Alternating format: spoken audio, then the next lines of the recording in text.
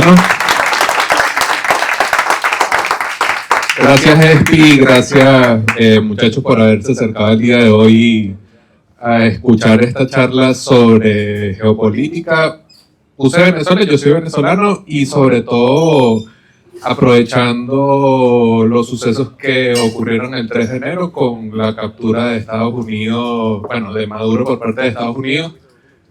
Como venezolano, pues yo estoy bastante contento por el hecho, pero es medio tragicómico tener que depender de una potencia extranjera para uno poder ver a su país libre, en cierto modo. Ahora estamos como en un compás de espera medio raro, pero sirve como excusa para poder explicar un poquito esta teoría que en junio voy a llevar esta misma charla a Praga. Es primera vez que voy a estar en BTC Prague.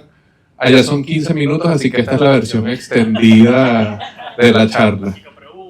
Y exacto, con preguntas y luego al final les parece pensar esta misma estructura con algún otro país o centrarnos en alguno de los países que voy a estar mencionando.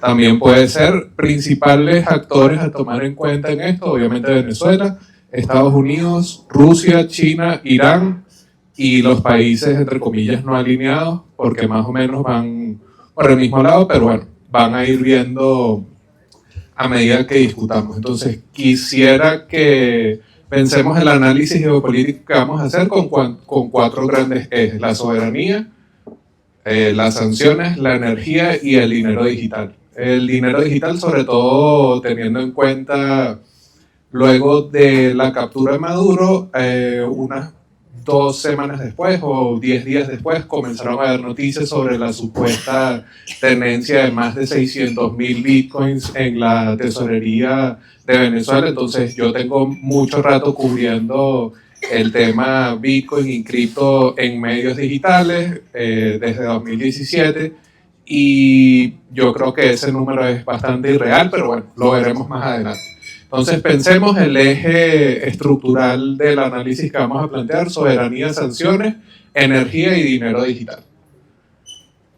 Bueno, hay con la entrada de Donald Trump a Estados Unidos como un nuevo intento de crear o revitalizar la posición de potencia de Estados Unidos a nivel global. Acá en Europa seguramente se ve, sobre todo en los centros de poder, se ve con cierto antagonismo el liderazgo de Estados Unidos y el propio Donald Trump lo ha hecho, pues ha justificado ese antagonismo porque hay una posición no muy cercana, amenazas de aranceles, la idea de revitalizar la posición de Estados Unidos como la hegemonía occidental por excelencia.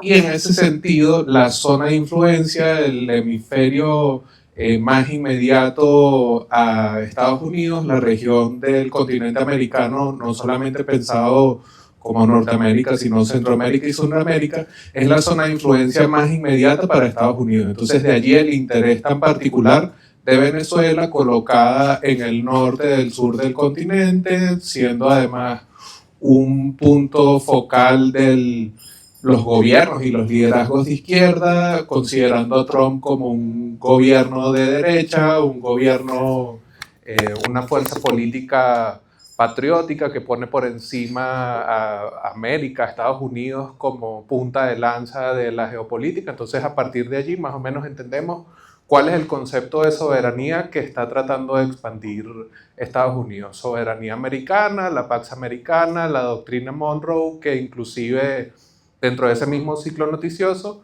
Donald Trump la llamó la doctrina Donroe, tratando de apropiarse la idea de la doctrina Monroe. Luego tenemos las sanciones como una gran herramienta para tratar de llevar hacia ese nuevo esquema de soberanía y de dominio estadounidense a otros países que tratan de descarrilarse en cierto modo o que tratan de plantear un modelo distinto al de la soberanía estadounidense. Sanciones que van desde decomiso de petróleo como algo súper tangible, con helicópteros apropiándose de tanqueros que estaban saliendo de las costas venezolanas, a elementos quizás menos tangibles, pero también muy significativos, sobre todo pensando cuando más adelante hablemos del dinero digital, como las sanciones financieras. Rusia, Irán, países que están fuera del sistema SWIFT de liquidaciones de transacciones financieras, lo que hace muy difícil a los ciudadanos rusos e iraníes y en general a quienes quieran tener relaciones económicas con estos países, poder operar con ellos. Luego la energía, que es quizás un elemento clave que dentro de esta nueva doctrina de hegemonía que está planteando Donald Trump tiene demasiada relevancia porque los mercados de energía, el petróleo particularmente, son ya hoy por hoy a nivel de infraestructura críticos, pero van a ir siendo cada vez más significativos, sobre todo pensando que, por ejemplo, la industria de la inteligencia artificial es una industria de demanda constante y creciente de energía, y quien controle el monopolio de la energía, en este caso a través del petróleo, va a poder garantizar su futuro, y en el caso particular de Estados Unidos, poder extender esta idea de soberanía y pax americana más allá de sus fronteras. Y finalmente, la discusión sobre el dinero digital, pensando de nuevo y como reagrupando todo lo que hemos conversado, como Venezuela, que es el ejemplo de la charla de hoy, pero pudiésemos llevarlo a Irán, pudiésemos llevarlo a Rusia o cualquier otro país de los no alineados, cómo el dinero digital ha servido como un riel alternativo para poder operar venta de crudo, venta de oro, bien con pagos con Bitcoin, bien con pagos con stablecoins, cómo estos países han tratado de plantear su propia vía hacia el desarrollo de un modelo de dinero digital, bien a través de la Central Bank Digital Currencies, como es en el caso de China con el yuan digital, acá en Europa, y el año pasado yo entrevisté a representantes del Banco de España. Se está trabajando con fuerza en el desarrollo del euro digital, es algo que está entre ceja y ceja desde el Banco Central Europeo a cada uno de los bancos en cada uno de los países. No es solamente un piloto, sino que es un objetivo como política bancaria en cada uno de los países. Entonces sí o sí viene. Rusia, que junto a Irán han planteado desarrollar una stablecoin que funcione con reservas de oro, y así cada uno de los países, llegando nuevamente hasta Estados Unidos, ha planteado cuál es su teoría alrededor del dinero digital. En el caso de Estados Unidos, si recuerdan cuando Trump estuvo haciendo esas visitas en las distintas convenciones libertarias, convenciones de Bitcoin, etcétera, se habló de reserva federal de Bitcoin, se ha creado nueva legislación alrededor de las stablecoins, se considera las stablecoins como una pieza fundamental para poder seguir colocando deuda americana en otros países, ahora a través de los rieles de la blockchain, etcétera, pero fortalecer, en el caso de Estados Unidos, fortalecer la hegemonía del dólar. Entonces, el dinero digital, considerado desde la perspectiva de Estados Unidos, es lo que sea que permita mantener la hegemonía del dólar, eliminando la opción del yuan digital, el euro digital, que sobre todo se concibe como una herramienta para pagos o una herramienta que pueda servir para mantener la competitividad del euro frente al dólar, pero son en ambos casos estrategias diferentes sobre el mismo tema del dinero digital. Entonces, el primer eje que ya les había conversado, un poco la soberanía que está planteando Estados Unidos con respecto al mundo en general, pero sobre todo aplicado a la zona de influencia más inmediata, que en este caso tiene sentido que entendamos el caso venezolano particularmente. Venezuela tiene la particularidad de que ha sido un territorio en donde hay inversiones chinas, hay inversiones e intereses rusos, hay grupos paramilitares iraníes, y estos tres países, Rusia, China e Irán, son directamente del grupo de los enemigos de Estados Unidos.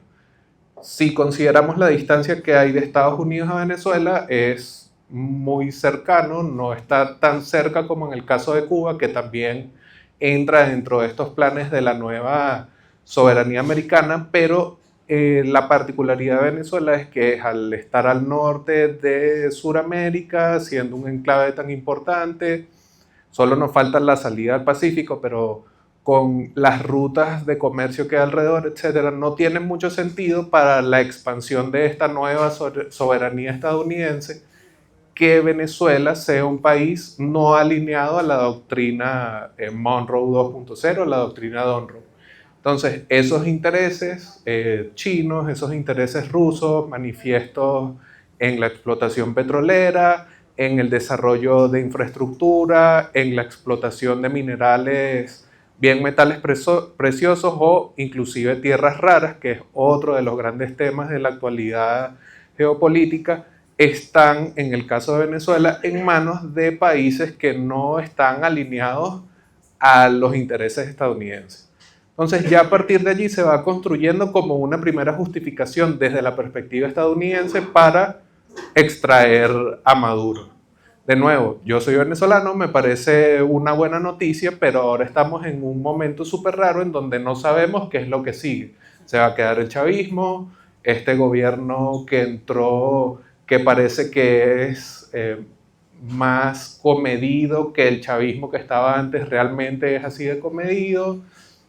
¿En qué se traduce en los siguientes años para el país el hecho de estar bajo la tutela de Estados Unidos? Hay demasiadas preguntas para nosotros, pero no son preguntas solamente para los venezolanos, sino que, y es como que la línea argumental de esta charla, es un primer ejemplo de qué es lo que Estados Unidos considera que se puede hacer con otros países para poder expandir esta nueva idea de su soberanía.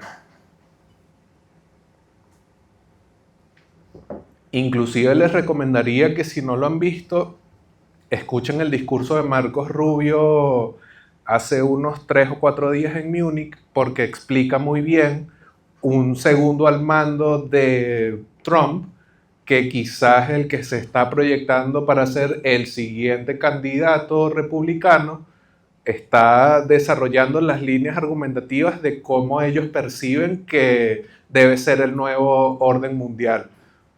Y para el caso de Europa, que también me parece interesante mencionarlo, ya no hay esa ruptura que se había vislumbrado al principio, sino hay un tono de mayor cercanía, de encontrar Europa y Estados Unidos el consenso en la defensa necesaria de la civilización occidental, de las ideas de Occidente, de cómo es necesario para que haya un Occidente fuerte, que Europa sea fuerte, que se pueda defender a sí misma, que estas ideas de el empuje y la hegemonía estadounidense no pueden tener sentido sin una Europa fuerte. Entonces hay como un intento de hacer una nueva alianza con Europa que quizás puede ayudar a que haya una inflexión interesante en la economía europea y obviamente en la geopolítica, ¿no? Entonces, como les decía, la idea es limpiar la zona de influencia más inmediata, es decir, Latinoamérica, pero al mismo tiempo justificar que los intereses estadounidenses en el hemisferio occidental son condición suficiente para que ocurra cualquier cosa.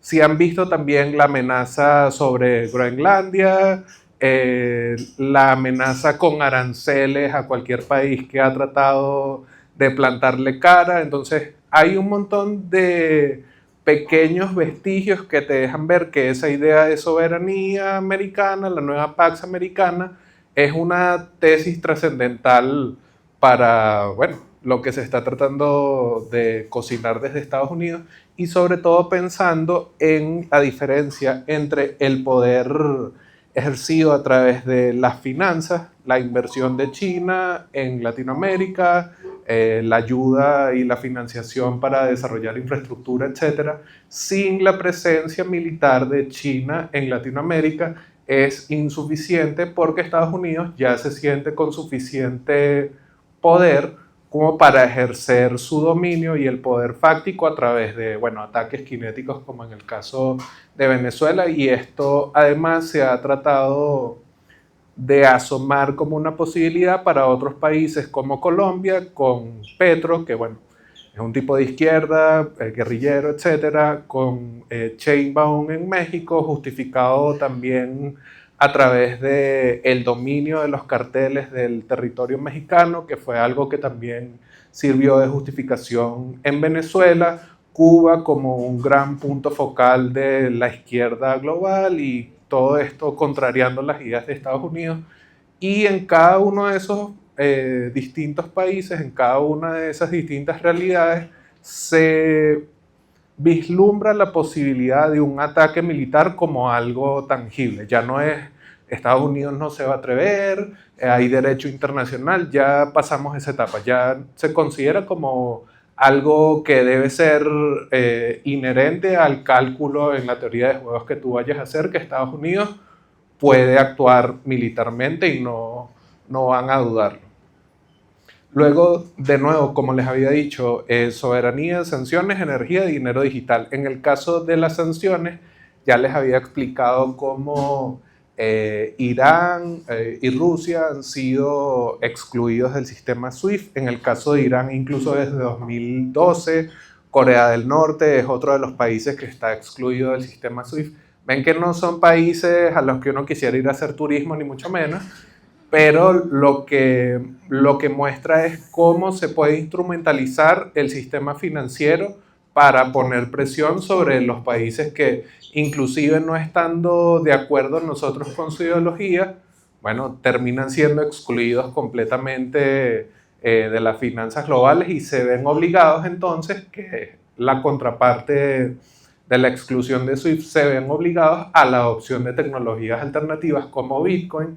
Hay información corroborada, reportada por Reuters, después replicada por cientos de otros medios de comunicación o reportadas por el New York Times y contrastadas por Reuters o por AFP, en donde han habido transacciones de petróleo entre Venezuela e Irán pagadas en Bitcoin o pagadas en stablecoin.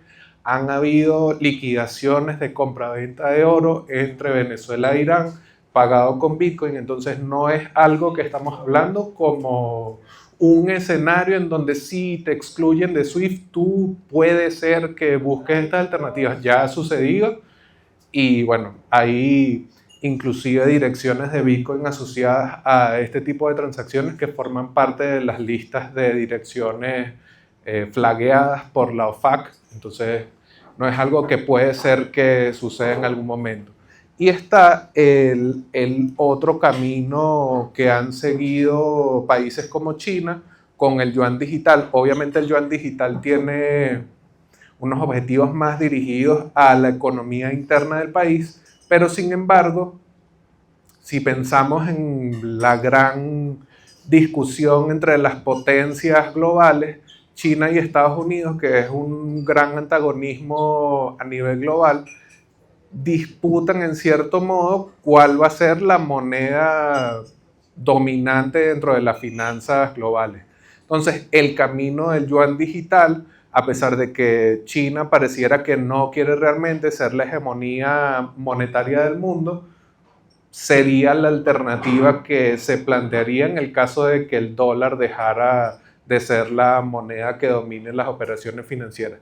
De todas maneras, durante 2024, durante el año pasado también, se habló mucho de cómo los países no alineados estaban comenzando a buscar formas en las que salirse del dominio del dólar, que ya SWIFT no se pudiese utilizar como una herramienta de dominación, pero la realidad es que la desdolarización del mundo no ha sido tan exitosa, sigue siendo el dólar el más líquido de los activos, sigue siendo el dólar la moneda transaccional por excelencia, bien para metales, bien para energía. Entonces no ha sido tan exitoso esta respuesta de sistemas alternativos al dólar, a pesar de que ha existido. En el caso particular de Venezuela, que es como el ejemplo al que siempre quiero volver para que veamos un escenario práctico que ya está sucediendo, en Venezuela se creó en 2018 el Petro, que era una pseudo criptomoneda que realmente nunca tuvo éxito. Se creó la Sunacrip, que es un ente regulador que hoy mismo está operando como desde las sombras, porque tanto el Petro como la Sunacrip quedaron en el medio de un esquema de corrupción de más de 20.000 millones de dólares, porque como hay sanciones contra el petróleo venezolano y no hay forma de liquidar la compraventa de ese petróleo a través de mecanismos tradicionales, muchos operadores que comenzaron a tomar la función de liquidadores del petróleo venezolano en estos mercados grises y negros, nunca depositaron los recursos en las arcas venezolanas, y esto se repitió y se repitió y se repitió hasta que, bueno, hay un esquema de corrupción de más de 20.000 millones de dólares allí, un hueco en el sistema que costó bastante caro.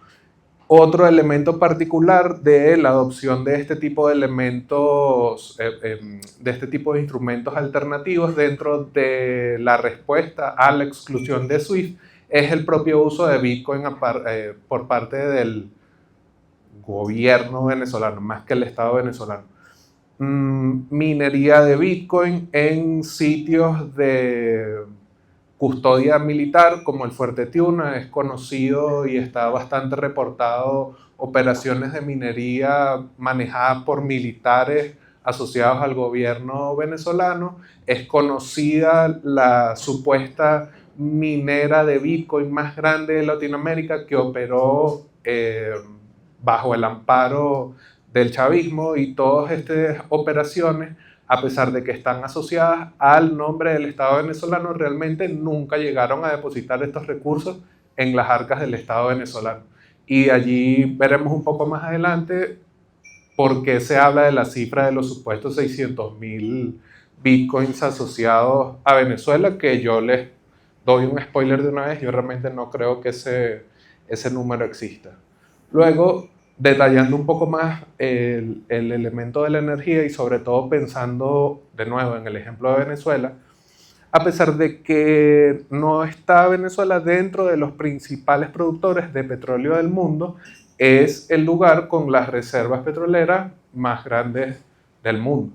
Entonces, otro elemento clave es la cantidad de recursos ingentes que tiene Venezuela. No solamente está dentro de la zona de influencia que ya hemos descrito, que a Estados Unidos le interesa controlar, sino que además supone una gran inyección de potencial energía para poder mantener esta estrategia de expansión de la soberanía y la Pax Americana. Por eso hay tanto interés, y si recuerdan, hace más o menos un mes hubo una reunión de Trump como una serie de líderes de la industria petrolera que planteaban la necesidad de invertir hasta 100.000 millones de dólares en Venezuela para reactivar la industria petrolera. Eso es porque el chavismo se encargó de destruirla.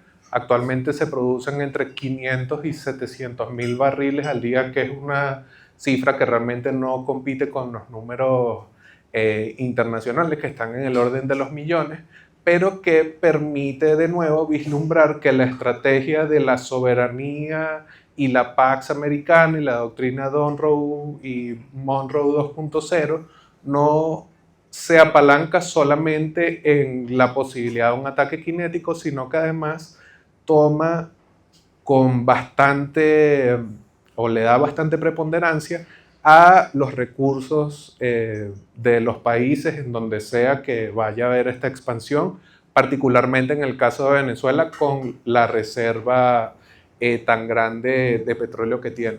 Un elemento interesante para conectar lo que pudiese significar la emergencia de Venezuela como un nuevo punto de producción de energía es cómo pudiese abaratar un nuevo punto de producción petrolera es cómo pudiese abaratar los costos de la energía, y cómo energía más barata pudiese ayudar a fortalecer el dólar, aunque Trump lo ha dicho varias veces y por eso está ahí en salsa el presidente de la Fed actualmente. Le gustaría tener un dólar más débil, pero pudiese fortalecer la preponderancia del dólar como la moneda que domina las finanzas globales, y además conectando la idea de la energía barata con la minería de Bitcoin como un aluvión de petróleo pensando en que efectivamente se da esta nueva inversión, se revitaliza la explotación petrolera en Estados Unidos, se abarata la energía,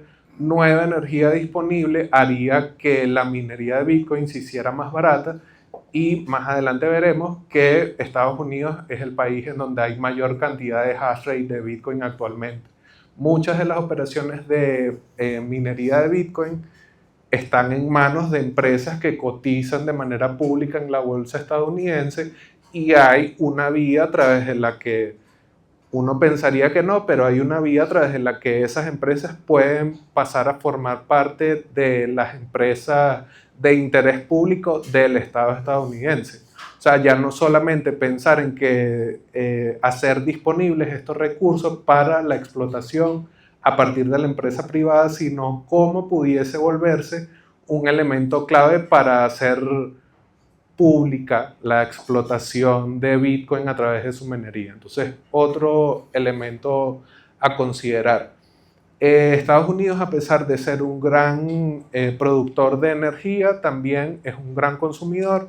Canadá sería el país más afectado por una revitalización de la industria petrolera venezolana, porque a pesar de la cercanía, los intereses que ha demostrado Estados Unidos en Venezuela, la idea de que haya inversión, de poder explotar su petróleo, haría que no fuese tan interesante el petróleo canadiense para la economía estadounidense, lo que obligaría a los canadienses quizás a buscar alinearse con otra potencia, pero de nuevo volvemos al punto de la expansión estadounidense. Canadá también está dentro de la zona de influencia de Estados Unidos, entonces habría que ver cómo una caída en la demanda de petróleo estadounidense por parte de Estados Unidos encajaría en esta nueva idea de mantener el dominio dentro de la zona de influencia sin hacer que los canadienses se lanzaran sobre todo a los brazos de China. Pero bueno, igual no es algo que va a pasar de inmediato porque, como les decía, la industria petrolera en Venezuela está en el suelo y hasta ahora es solo el potencial debido a las reservas que existen. Luego tenemos, como ya habíamos mencionado, el eje del dinero digital. Entonces, si ven acá en este gráfico, tienen de neutralidad el lado de Bitcoin y control, que serían las CBDC, sobre todo pensando en un ejemplo tangible, el yuan digital.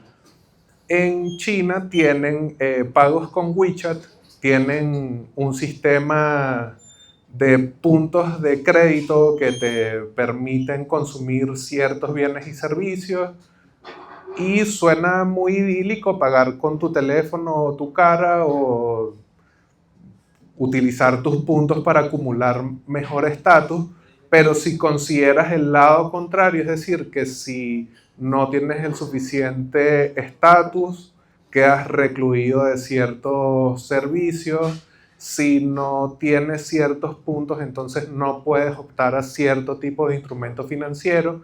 Entonces, lo que pareciera un empuje tecnológico y futurístico de los servicios financieros, en realidad por contra lo que te ofrece es mayor control. Entonces, por eso yo pongo el yuan como el lado, el yuan digital como una CBDC, como el lado más contrario a lo que ofrece Bitcoin. Del lado de Bitcoin y como ejemplo paradigmático está El Salvador. Ya en El Salvador, no sé si algunos fueron hace poco, pero no es Bitcoin moneda de curso legal per se, es moneda de facto.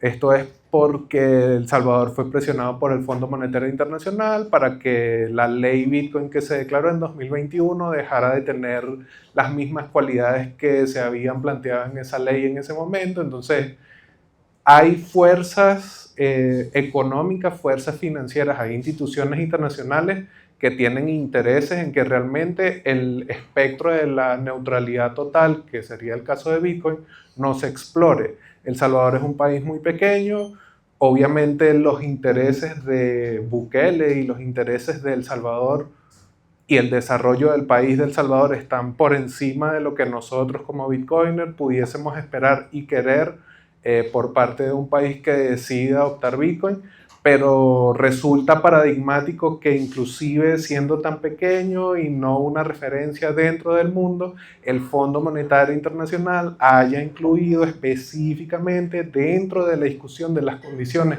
para abrirle la posibilidad de recibir financiamiento que eliminaran la cualidad de Bitcoin como moneda de curso legal. Curioso porque, como les digo, es un país muy pequeño, no es que va a crear una hegemonía y la soberanía salvadoreña, la Pax salvadoreña como estamos describiendo, pero bueno, hay la necesidad del Fondo Monetario de que eso no ocurra. Y luego en el medio, y de nuevo alineado con los intereses de expansión y de mantener esa soberanía sobre el mundo, está Estados Unidos, que en su momento se habló de plantear la reserva de Bitcoin. Esos planes no se han tocado de nuevo, pero sí se ha comenzado a desarrollar y ya se ha creado regulación en torno a las stablecoins. Las stablecoins actualmente, el ejemplo más paradigmático es USDT, pero también USDC de Circle, tienen su respaldo mayoritariamente en notas del Tesoro estadounidense. Es decir, los emisores de stablecoins son grandes tenedores de deuda americana. La deuda americana del lado de China es un instrumento que se había acumulado durante mucho tiempo cuando había una relación quizás al estilo de la Guerra Fría entre China y Estados Unidos. Tú no te metes aquí, yo no me meto por allá, yo compro tu deuda, tú no. Pero luego China comenzó a tomar la decisión de salir de posiciones de deuda estadounidense. Entonces, Estados Unidos necesita sí o sí poder colocar su deuda alrededor del mundo porque para poder mantener la hegemonía del dólar como la moneda de curso de las transacciones financieras del mundo, es necesario poder movilizarla y la única forma o el vehículo más eficiente de eso es emitir deuda y poder poner esa deuda en manos de otros agentes económicos. La deuda estadounidense, hasta el momento en donde China decidió que podía salir de ella, siempre ha sido considerada como el activo más líquido, inclusive más líquido que crudo, más líquido que metales preciosos, etc. Pero si se dan cuenta de la subida y el repunte alocado que ha tenido el oro y la plata, lo que habla es de inestabilidad. Los mercados saben que si China decidiera salir con fuerza de sus posiciones en deuda americana, habría que buscar entonces un nuevo activo que tenga esa liquidez, que tenga esa posibilidad de cobertura que hasta ahora siempre había ofrecido la deuda americana. ¿Qué carajo tienen que ver las stablecoins con esto? Bueno, si tú logras que alguien coloque pseudo dólares, que son lo que son las stablecoins, en cualquier otro lugar, sobre todo pensando en países en vías de desarrollo, países con problemas de inflación muy grandes que están buscando moneda más dura, a pesar de que estamos hablando de esta posibilidad de que el dólar se haga más débil, igual sigue siendo mucho más fuerte que la mayoría de las monedas del mundo. Si tú logras que haya más demanda de los dólares y además logras que el emisor que coloca ese dólar en esos otros mercados compre tu deuda, resuelves en cierto modo la idea de que haya menos demanda de tu deuda. Entonces, los emisores de stablecoin se convierten en un actor que hoy quizás no, pero en un futuro, y sobre todo pensando en cómo se está haciendo la regulación, pueden suplir la demanda de aquellas potencias, llámese China, Rusia no porque no está excluido completamente, pero otros países, Japón es otro que había estado saliendo de deuda estadounidense, Europa en su momento, varios de los países de la zona euro también.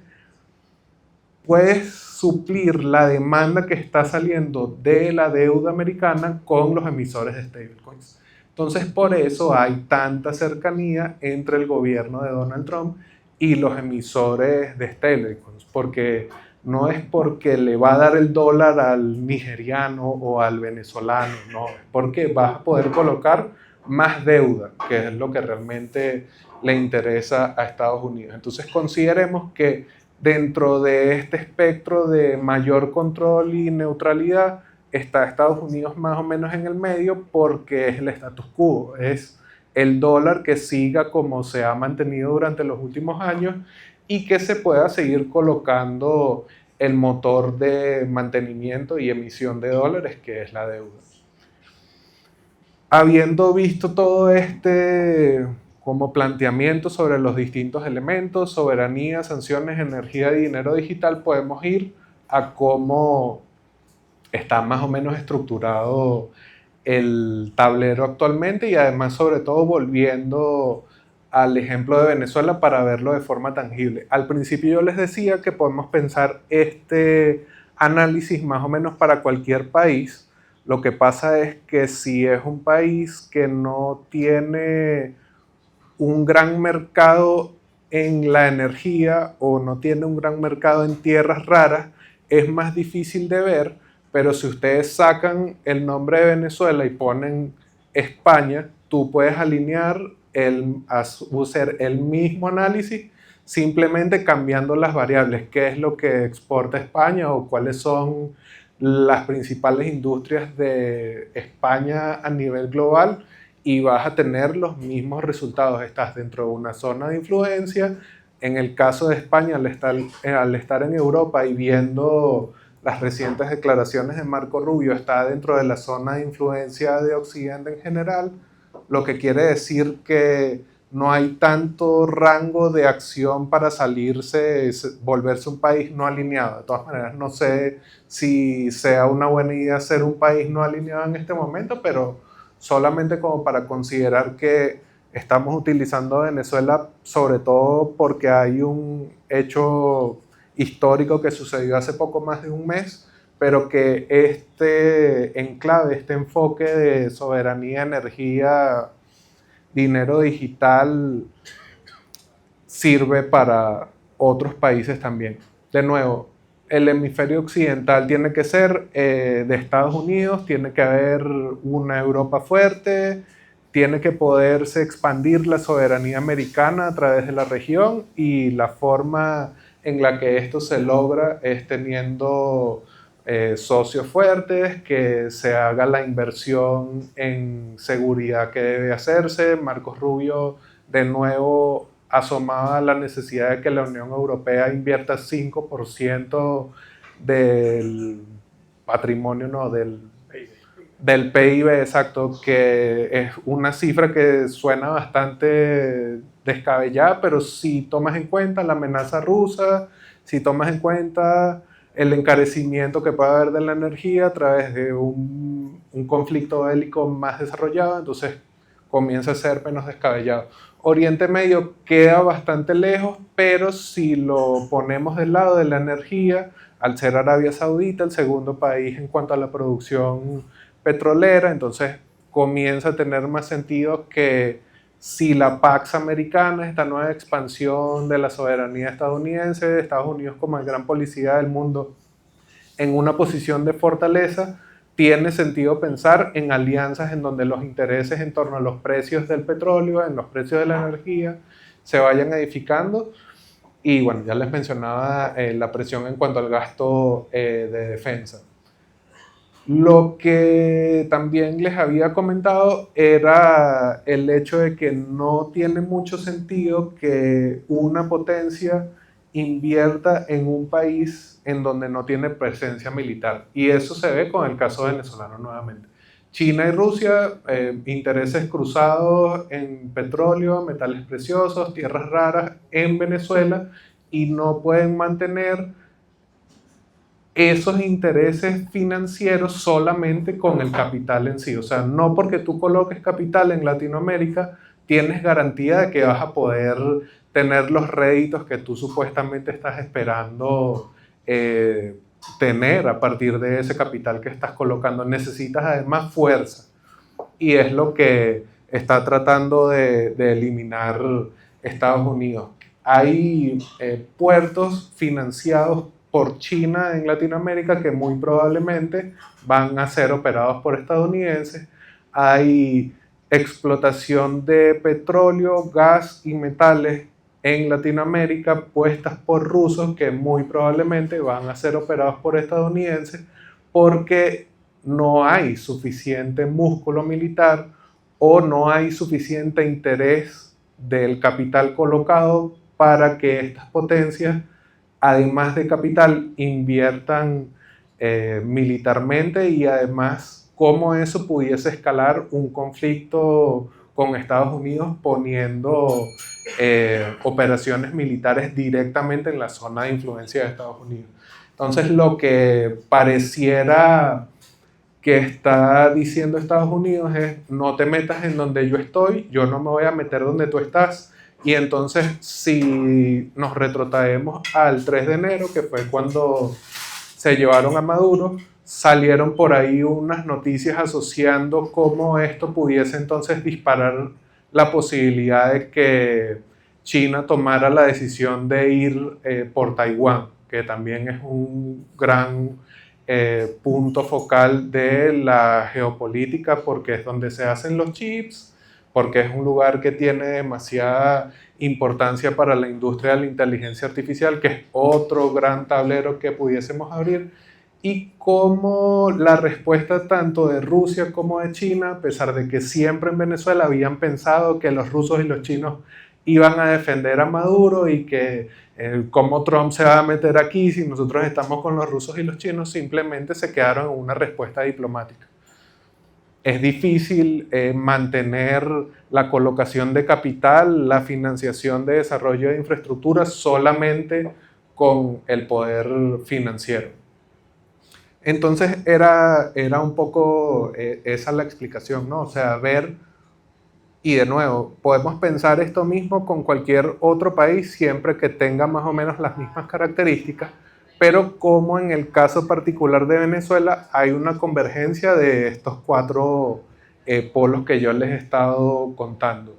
En el caso de la energía, ya hablábamos, las mayores reservas petroleras del mundo, a pesar de que no está dentro de los mayores productores de petróleo actualmente, sí es el país de las mayores reservas petroleras, lo que quiere decir que ahora Estados Unidos no solamente va a ser un gran productor con la producción que depende directamente de su administración o que se realiza directamente en su territorio, sino que ahora, como está tutelando las operaciones petroleras, financieras y económicas de Venezuela, estas grandes reservas también van a estar disponibles para ellos.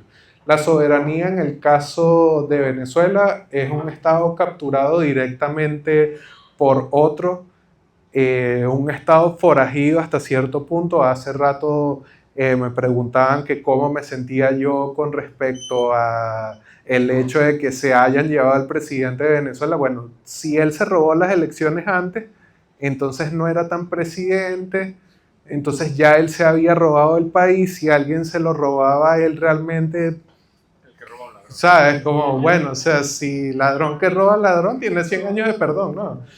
Entonces, bueno, realmente es una sensación no es tan buena.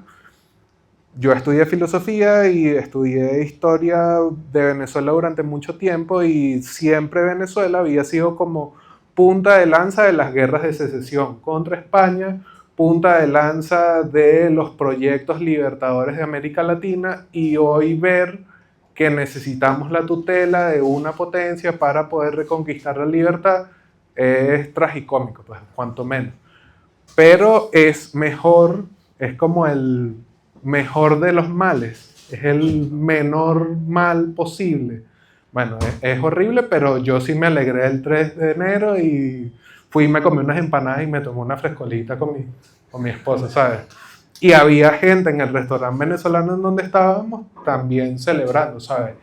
Es raro, no puede ser 100% alegría, porque realmente uno quisiera que su país fuese soberano por siempre, pero si lo metemos dentro de toda esta pintura geopolítica que yo les he tratado de vender, Venezuela está mejor alineada con Estados Unidos que siendo tablero de juego de rusos, chinos e iraníes, indudablemente. Luego tenemos las sanciones y el dinero digital, cómo el régimen utilizó Bitcoin y stablecoins para transar, para crear nexos financieros alternativos a la exclusión de SWIFT o a las sanciones financieras en general, y bueno, en general cómo el hecho de esta convergencia de todos estos elementos posiciona a Venezuela dentro del tablero geopolítico. Hay una fricción entre Rusia, China y Estados Unidos, pero que se solventó, se soliviantó en el plano diplomático, y además que abre la puerta para que estas potencias también decidan ejercer a través del poder cinético la soberanía de su área de influencia. Bueno, tú agarraste Venezuela ahí, es verdad que está cerca, yo me agarro Taiwán, yo me termino de agarrar Ucrania, abres entonces una caja de Pandora de quién tiene las armas más largas, quién tiene... Bueno, no está tan bueno, pero indudablemente estamos allí. Estos son detalles sobre lo que pasó en Venezuela. 150 aeronaves o 20 o 8, no se sabe muy bien porque fue todo tan sorpresivo, solo a las 2 de la mañana entraron, salieron con Nicolás Maduro y Cilia Flores, ahora están presos en Nueva York, supuestamente Maduro y que estaba sufriendo de depresión, y yo decía, bueno, y todos los presos políticos, ¿cuánto tiempo las familias no sufrieron? O sea, esa noticia me parece tan... bueno. Y luego tienes actores políticos extraños jugando dentro de este nuevo tablero. El gobierno interino de Venezuela obviamente está 100% alineado al chavismo, pero juega y baila al son de Trump. Trump dice, salta, del sí salta. Trump dice, vamos a cambiar la ley de hidrocarburos, se cambia la ley de hidrocarburos. Trump dice, me voy a llevar el petróleo, se lleva el petróleo. Pero ¿cuál es la jugada estratégica de este gobierno interino? Dejar que pase el tiempo, hacerse que son los inocentes, hacerse que son los buenos, va a haber elecciones libres, vamos a hacer que todo sea bueno de nuevo, vuelvan los venezolanos, vamos a liberar a los presos políticos, pero realmente esto es toda una estrategia para dejar pasar el tiempo. Porque al gobierno, bueno, a la administración Trump no le queda tanto tiempo en el poder. Vienen ahorita las elecciones midterm, que si consideramos lo que ha estado sucediendo con ICE, y ojo, esto es todo un análisis geopolítico sin tomar en cuenta el fuero interno de Estados Unidos, que realmente no es tan animoso. O sea, los republicanos no tienen hoy la legitimidad que tenían cuando arrancó el mandato de Donald Trump. ¿Qué es lo que le conviene al chavismo, al neochavismo suave que se está haciendo los buenos, buenísimos, buenotes? Dejar pasar el tiempo, que se acerque el final del mandato de Trump y tratar de negociar con los demócratas. Considerando además que con la administración Biden nada de esto hubiese pasado. O sea, si hubiese ganado Kamala Harris las elecciones anteriores en donde ganó Trump, esta Absolute Resolve no hubiese pasado y seguiría allí en Maduro. Y otro elemento interesante es que dentro de las bajas que se reportaron, que se dice entre 40 y 80 personas, el círculo de seguridad más inmediato de Maduro eran cubanos. Entonces, Cuba, ya les había mencionado, también dentro del área de influencia de Estados Unidos, es otro de los dominóes que se está planteando, bueno, terminar de recolocar dentro del ámbito de influencia de Estados Unidos. Ahora vamos un poquito más sobre Bitcoin propiamente. Como les decía, luego de la operación Absolute Resolve, en 3 de enero de 2026 comenzaron a haber reportes por allí, 14 días después, sobre una supuesta tenencia de Bitcoin por parte de Venezuela. 600.000, 660.000 Bitcoin sería el tesoro soberano más grande de Bitcoin en la historia. Estos tipos tienen demasiado Bitcoin, son millonarios en Bitcoin. ¿Qué es esta cantidad de Bitcoin? Y como también les decía, yo vengo reportando sobre Bitcoin desde 2017 y siguiendo particularmente el caso venezolano, porque obviamente soy venezolano. Y realmente estos números no pegan por ningún lado. En 2018, que les decía, se creó el Petro. El Petro estaba también dentro de la fiebre de las ICO, ofertas iniciales de moneda traducida al español, que es vender un token a partir de un libro blanco y una promesa. La promesa del Petro era crear una pseudomoneda estatal respaldada por petróleo en un principio, luego respaldada en una cesta de petróleo y minerales, y se vendió una cantidad dentro de esa oferta inicial de moneda en Bitcoin. De esa cantidad de Bitcoin, y más o menos pensando en un Bitcoin a $5,000 en 2018, se vendieron alrededor de 30,000 Bitcoin, puede ser 30,000 Bitcoin en oferta, porque era el 30% de la cantidad de Bitcoin que se había, de la cantidad de ofertas que se habían recibido en ese momento. Entonces, primer número comprobable más o menos, porque ahí tienes que confiar en la información que dio el chavismo, 30,000 Bitcoin. O sea que para llegar a 600,000 nos faltan 570,000. Segunda cifra o fuente posible de Bitcoin para llegar a esos 570,000 otros Bitcoin. Minería de Bitcoin asociada al Estado venezolano.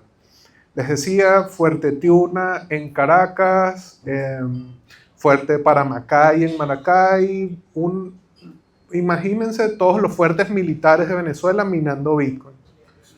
Pero minando Bitcoin con máquinas de generación antigua. No estaban minando con los mineros más actualizados del mundo, sino aprovechando los precios bajos de la energía, de la electricidad en Venezuela, utilizando infraestructura militar, ponían a minar bitcoins. Vamos a ponernos vamos a decir la cifra más optimista posible.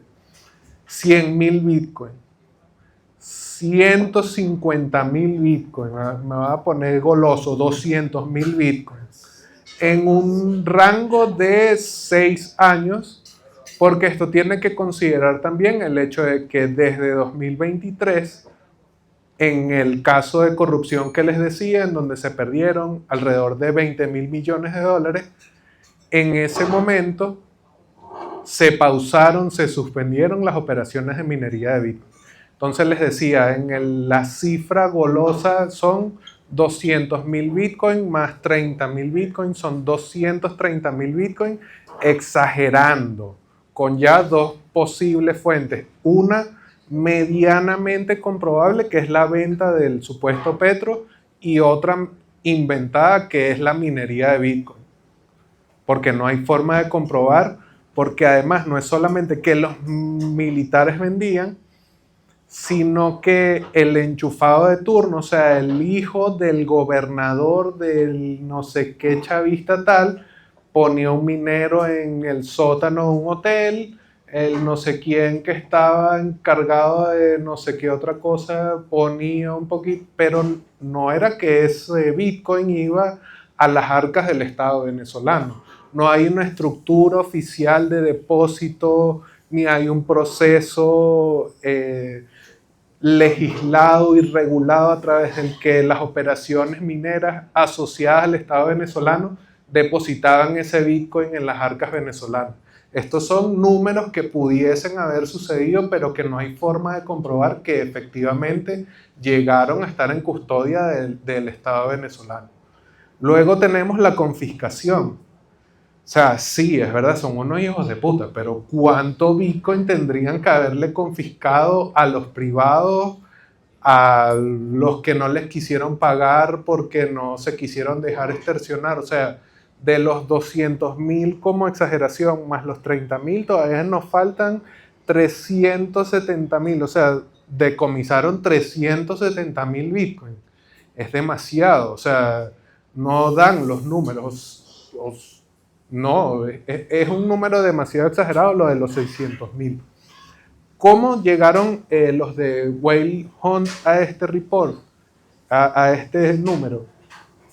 Porque ellos hicieron una estimación a partir de operaciones de compraventa de crudo, compraventa de oro particularmente, e hicieron como el escalado de si estas cifras se hubiesen mantenido durante una cierta cantidad de tiempo.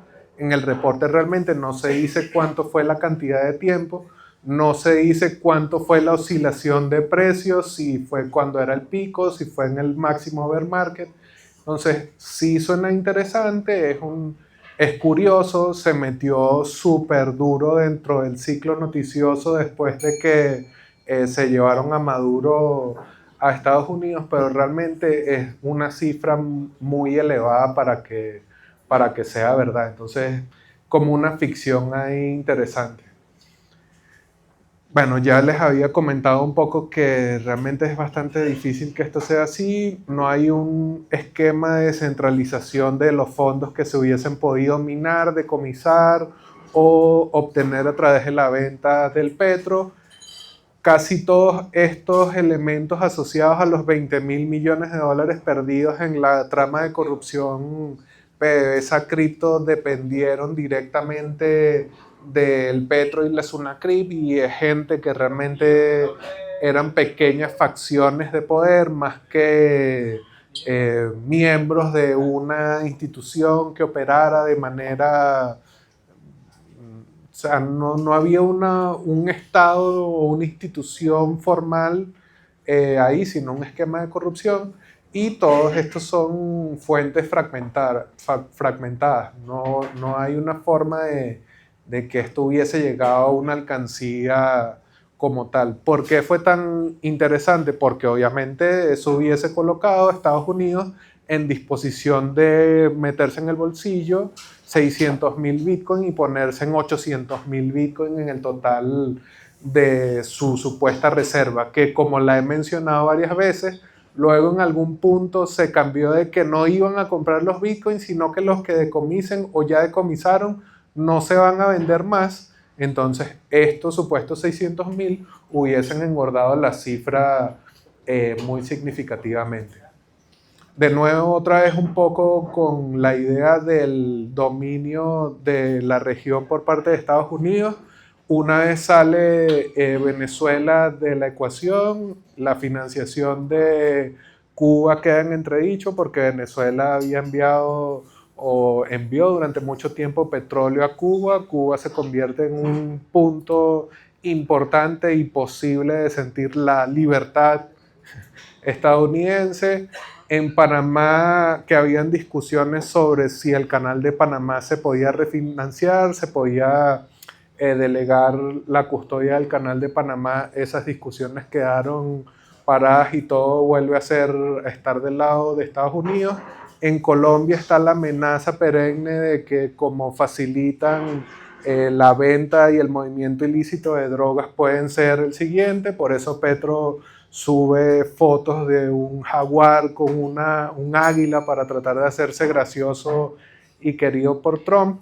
Y un poco aquí analizando desde la perspectiva de la teoría de juegos, los ganadores y perdedores, ¿no? O sea, en general Estados Unidos sale como un gran ganador porque puede mantener la hegemonía en el hemisferio, tiene acceso a una reserva petrolera ingente, está la posible incautación del Bitcoin que estuviese en arcas del Estado venezolano, y de una vez elimina rivales dentro de su zona de influencia.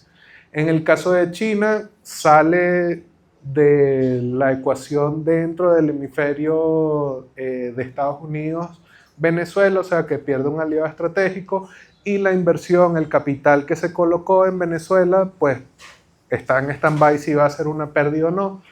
En el caso de Rusia, pierde una ruta de evasión de sanciones muy clara que había sido un trinomio Rusia, Irán, Venezuela, oro, petróleo, Bitcoin. Eso deja de estar allí disponible. Y en el caso de los venezolanos, particularmente nosotros, estamos ahí en el medio de un juego de tronos que realmente nosotros poco podemos decir.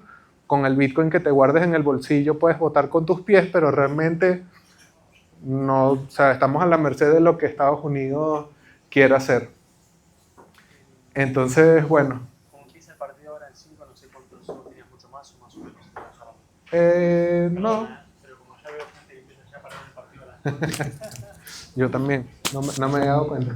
Y bueno, quería plantearles un poco cómo Bitcoin también nos puede abrir este canal de interpretación al tablero geopolítico de la inteligencia artificial, que sería otro punto tecnológico que tiene muchas similitudes con Bitcoin. Es una industria de alta demanda de energía, es una industria que tiene demasiada relevancia para el mundo. Si volvemos al ejemplo de Venezuela, se dijo que se utilizó la instancia de inteligencia artificial de Anthropic a través de Palantir para la misión de extracción de Maduro, o sea que no deja de estar súper imbuida en la realidad geopolítica. China en su momento lanzó DeepSeek, hace poco lanzaron un modelo de generación de videos que se llama Seedance. Rusia, a pesar de que está en silencio allí, bueno, uno no sabe si de repente salen con un Sputnik, qué sé yo. Lo raro es Europa, que a mí me parece hasta candoroso Macron diciendo que van a invertir 30 millones de dólares en inteligencia artificial y estos tipos están en valuaciones de 30, 300 billions. Entonces la diferencia es demasiado grande, pero como pensar que la inteligencia artificial la puedes meter dentro del mismo análisis sustituyendo Bitcoin por la inteligencia artificial y vas a darte cuenta que el panorama geopolítico está igual de complejo en el mismo tema y es algo súper interesante de tener en cuenta.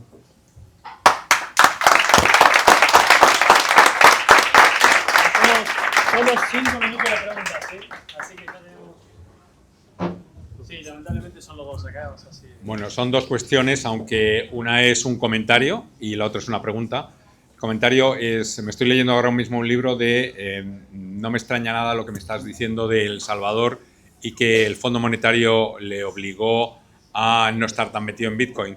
En los años 70 leí que las mayores o una de las mayores reservas del mundo de oro estaban en Suiza, porque Suiza tenía la moneda ligada al patrón oro. Y para meterse en el Fondo Monetario Internacional, el Fondo Monetario Internacional le obligó a salirse del patrón oro, porque el Fondo Monetario Internacional quiere que todo el mundo tenga dinero fiat. Por eso, lo que tú me dices de El Salvador y salirse del Bitcoin es una práctica completa, o sea que está bastante razonable. Y la segunda, o sea, bastante razonable para la forma de pensar del Fondo Monetario, ¿no? Pero que eso ya ha pasado, o sea, ha pasado con Suiza y el franco suiza. Y la segunda es una pregunta había oído yo, ya que trabajas en Tether, que habían confiscado dinero de Maduro en Tether por el propio Tether, por orden del gobierno de Estados Unidos. No sé qué de eso es verdad. Mi pregunta. No, formalmente no hay un disclosure de que eso haya sucedido. No tengo información directa de eso. Confidencial. ¿Qué tal? Bueno, tenía una pregunta y una curiosidad, que es pregunta al fin y al cabo. La minería de Venezuela, ¿sabes si participaban en algún pool americano? O sea, al final, ¿cómo llegaba esa minería al mercado? Porque me sorprende que no se pudiese cortar si hubiesen querido, ¿no? Y la segunda es preguntarte la opinión de un artículo que creo que mandó Álvaro, o CryptoSquid, que yo creo que no se ha tratado o no se ha visto con esa percepción de si realmente lo que le interesa a Estados Unidos es el petróleo o la hegemonía del dólar. Es decir, que todo ese petróleo que se está vendiendo, realmente lo importante es que se compre en dólares y no se compre en yuanes, lo mismo que puede pasar con Irán. No tanto el petróleo en sí, sino como la hegemonía del dólar en el mercado. Y era conocer un poco tu opinión en ese sentido. Ok, lo del pool, en su momento se quiso vender la moto de que Venezuela era Crypto Nation y Bitcoin Nation y no sé qué. Entonces se ofrecía hosting de minería para pools que operaran en donde fuera. Entonces seguramente habían pools de Estados Unidos con hash rate situado físicamente en Venezuela, pero un solo pool que te pudiese decir este era, realmente no. La mayoría de las operaciones mineras estaban asociadas a pools internacionales, pero que pagaran el mejor postor, básicamente. Eso en cuanto a los pools. Y es interesante preguntarse si es las reservas petroleras por el petróleo per se o por mantener la hegemonía del dólar.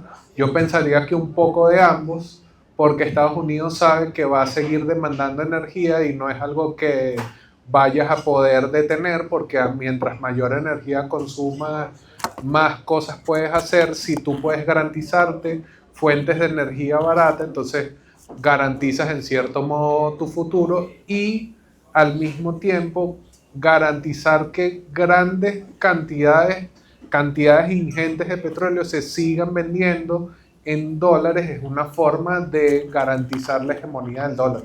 Entonces pensaría que ambos elementos tienen que ver.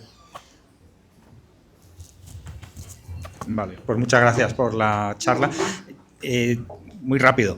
Lo primero, has dicho que Venezuela tiene una producción más o menos actual diaria de 500 o 600.000 barriles. Si toda la maquinaria de Venezuela estuviera en buenas condiciones o cuando esté, ¿qué cantidad de barriles produciría al día? Es una cosa. Segundo, hablaste de que Rusia es una amenaza.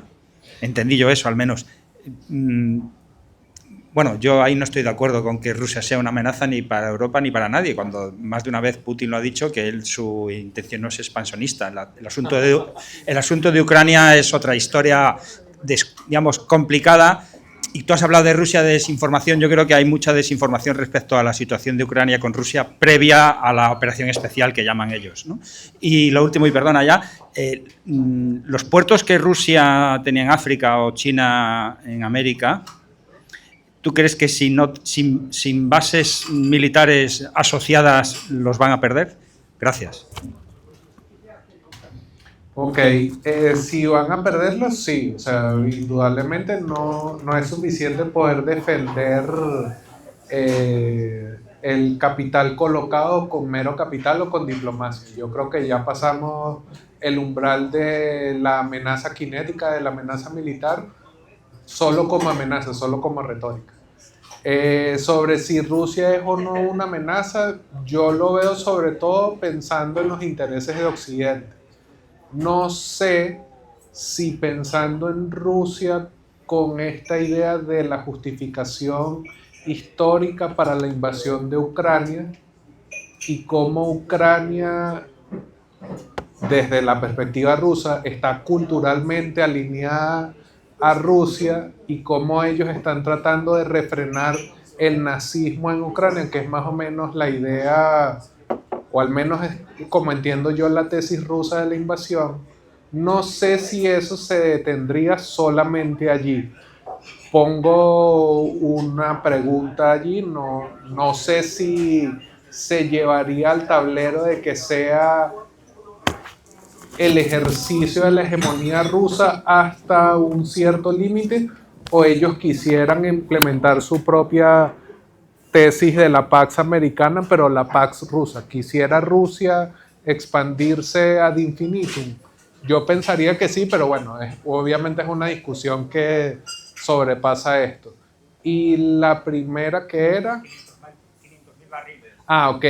Se supone que si los 100.000 millones de dólares que Trump dice que se inviertan en Venezuela, se pudiese elevar de aquí a unos 5 o 10 años a 1,5 millones, 1.800.000.